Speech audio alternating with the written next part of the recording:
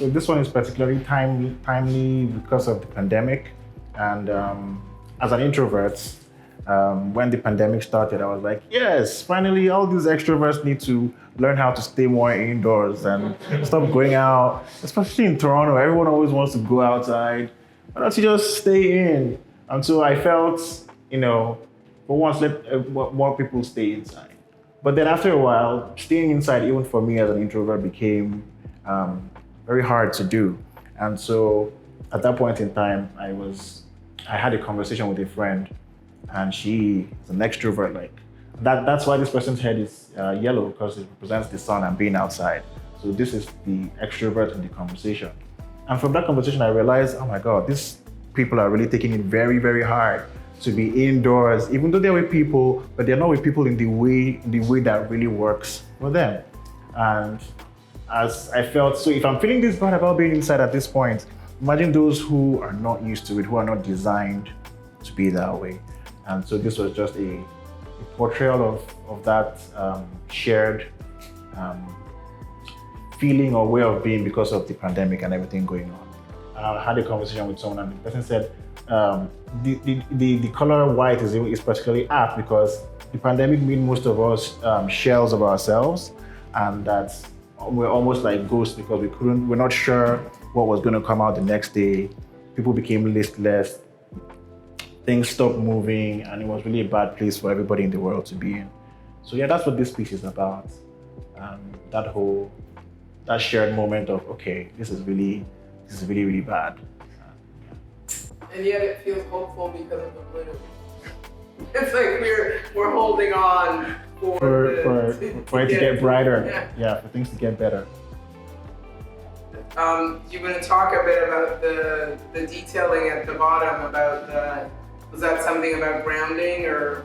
No, for me this was supposed to represent night, and then this was also this. It didn't matter whether it was night or day. Everybody was going to be indoors, and how all of that just fell into place. But this isn't particularly about grounding. Yeah, that's what it represents. Nighttime, not being able to tell the difference. Well, it doesn't really matter if it was night or day. Everyone has to be inside.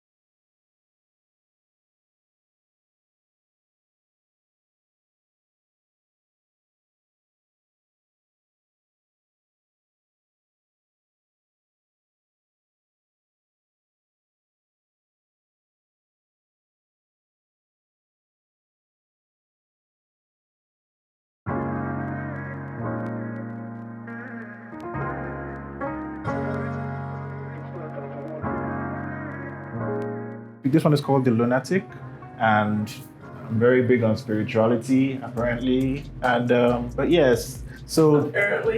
because all my other pieces, spirit. But yes, okay. So this came about. It's very personal to me. I don't know if you're familiar with Christianity or pastors, and usually what happens growing up in Nigeria, you would have a pastor or someone who comes and tells you they've got a calling to lead the people of God and to win souls for Christ. And as a Christian, what we would do was we'll observe the person and see how seriously they were taking their calling. And then gradually, people start following them, and then everybody starts saying, okay, there's something actually going on here. But then I started asking questions, and then things started happening to me. And then I did some research and found out, okay, so if how was it in pre-colonial times with spiritual leaders and traditional healers? And it turns out that usually the person would have a sickness, the person would get sick, or the person will have some mental illness suddenly, or they start to have misfortune in their lives. And then to rectify that or to change that, they would take this person to a traditional healer. Now, one of two things would either happen. It would be that either this person is actually a lunatic, or the traditional healer would tell this person that, listen, the reason all these things have happened to you is that you've got an ancestral calling to be a spiritual traditional healer for your family and for the community. And so the person would heal the individual and train them, and then they will start their own practice. So, and this thing continued until the church came and all of these practices were, stopped, or for the most part reduced or suppressed and gone underground. And then I started thinking, okay, so what happens today if there's an individual who has these same conditions? We have a lot of people with mental illness issues today.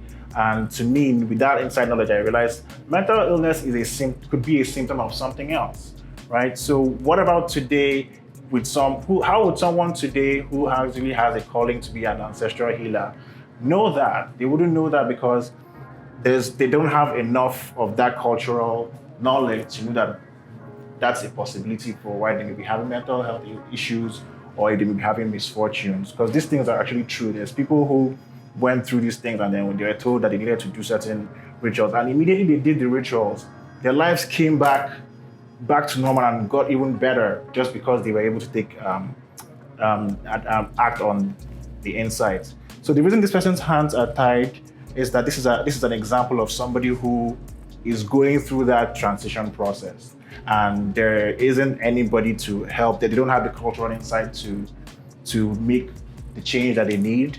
And I imagine the person being here in North America, where there is even less cultural insight, having come from Nigeria or from Africa, it's actually bad there, where there's active ways of canceling the traditional methods. And so you come here where there's even less support for you if you're on your own.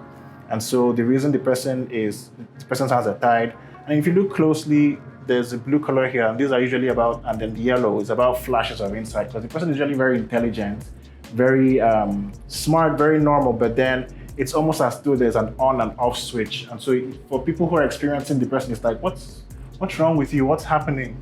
And then if you look closely, the paint kind of is broken and on the person's body, and that indicates like an unstable spirit, a broken spirit, an unstable sense of self, because there's a lot of malaise. These people are usually in pain, they are restless, they isolate even more. They can't understand what's going on with them unless someone comes and tells them this is what's going on. That's what this piece is actually about. So there's usually two things. When someone asks what's the difference between an actual lunatic and this, and the difference is that the lunatic goes on, if the person isn't called to be a spiritual healer, they go on to be a menace to the society, and then that has to be managed in a different way. Then the second part is if they're called for a spiritual calling, they're trained and then they become beneficial to their society. So yeah, that's what this piece is about. So, but if the person doesn't have access to that training and that information, they're going to continue this way for the rest of their lives, and that's not it's horrible. But that's what this piece is about. And then also you've got the lines. Again, this one is on top of the lines because I started with the lines here. If you look closely, there's little characters here. It's a single line. The characters have bodies that are made up of tribal marks, and they all connect again to show the importance of ancestry and lineage and all of that conversation surrounding spiritual heritage and family. I feel like that's the perfect note to end on.